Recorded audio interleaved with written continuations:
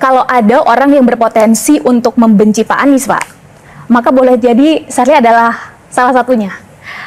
Karena Pak Anies ini pernah jadi rektor di Universitas Paramadina yang saat itu Sherly ingat sekali meminta rekomendasi Bapak untuk melanjutkan pendidikan.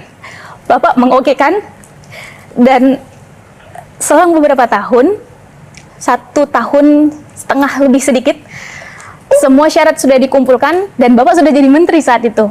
Ketika semua syarat sudah cukup, saya minta ke Bapak dan Bapak menolak itu, Pak.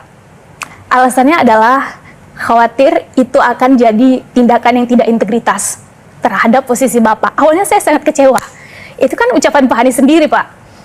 Sampai akhirnya waktu berlalu, saya mendapati ini bukan hanya kekecewaan, ini bukan hanya terjadi pada 1-2 orang, melainkan bahkan pada orang-orang terdekat Bapak. Karena Bapak sulit sekali diajak cawe-cawe, Bapak sulit sekali diajak bagi-bagi kekuasaan. Dan akhirnya saya sampai pada titik, ternyata politik itu bisa bermoral ya. Maka kita harus memastikan bahwa kemenangan ini digunakan dengan benar.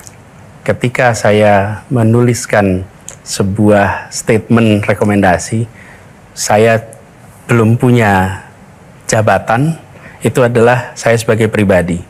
Ketika saya memegang jabatan, maka yang menulis itu adalah jabatannya. Dan itulah yang kemudian saya jaga, supaya proses integritas itu muncul.